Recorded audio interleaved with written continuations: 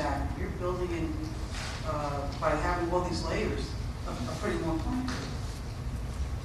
You're talking months. And it goes up and down, and then if everything's accepted, then it's referred back to the planning board, the planning board refers it back to the, Plan Enforcement Advisory Committee. This is a, Are you questioning the? Yeah, Marilyn, let me Yeah. address that. The Yeah. Plan Endorsement Advisory Committee is not designed to be an independent body that takes official action. In fact, it has no authority to take official action.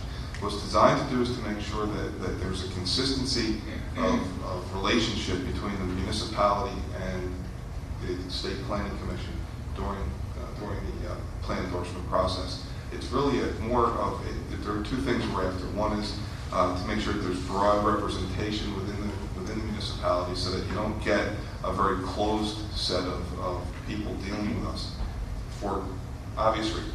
We don't want to have one person's vision or a group of people who may be particularly empowered at that time to be the only vision that you hear from the community.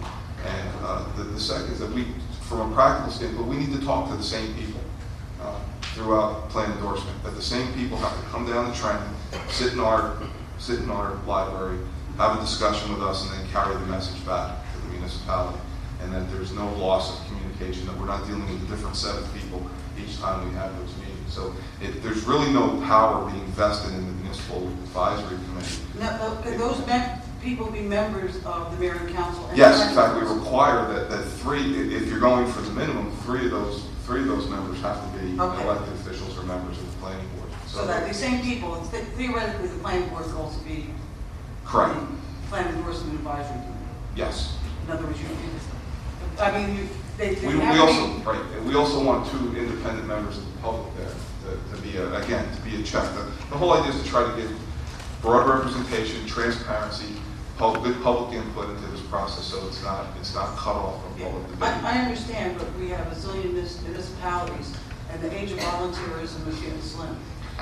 Yeah, can I pipe in there? But also, Marilyn, just so you know, I sat in on some of the tech meetings where this was discussed, and we already have had complaints about municipalities who essentially have cut the public out of the process.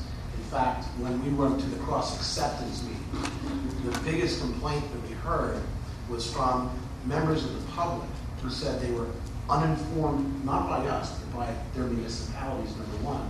And then number two, if it had not been for our public cross-acceptance meetings, that they would have had no input as members of the public in this process.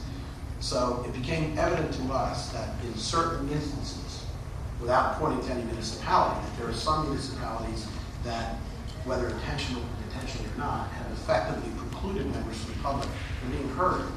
So the thought process was set forth a requirement that at least two members of the public would participate. And I know, believe me, I know what you're speaking of, and sat there for 20 years, and how difficult it can be to get public participants.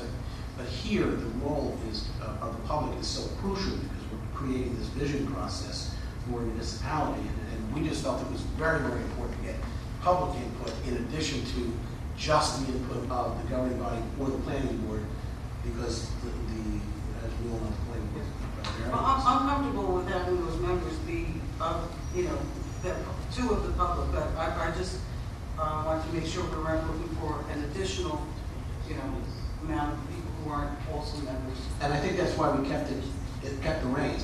So if a municipality has a very active public that want to participate, they could put 5 public members if they wanted to, or 7 technically, because we go up to 10 members. But we just wanted to make sure that at least 2 were included, because 99% of municipalities are very active and they do have the right attitude towards this process. But occasionally during acceptance, we heard the opposite. That answers my question. I just was having trouble reading this because I couldn't figure out what was deleted, what was not deleted. If you look at the fiscal year now. And one of the things we've actually prepared a sample ordinance for municipalities so that we can provide that to them on how to appoint that advisory committee. And it is in accordance with the Municipal Land Use Act that allows the mayor to appoint an advisory board. We use that mechanism so that we don't go outside the parameters of the Municipal Land Use Act. So that gets back to my question. With the 30 days, It is that. This 17, C, Right. 7.17. Well, You have to make the decision. Well, I think Liz picked up a very, very salient point, and that is, if we're only requiring them to submit the amendments to the master plan, whatever the case may be, after the fact, then have we done the municipality a service? Because if they're going to adopt it, and then afterwards we come back and tell them, bad move, start all over again, although hopefully, to be honest with you, just hopefully, they'll have been participating with us much earlier in the process. I mean, I can't imagine somebody's going to spring a master plan on us and then send it to us at the last minute. You know what I mean? So whether, because if they submit it to us just 30 days beforehand, I don't know that that's early enough.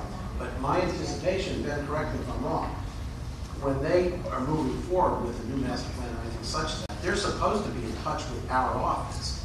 And in fact, I would anticipate in their PIAs or anything such as that, that's going to be a requirement.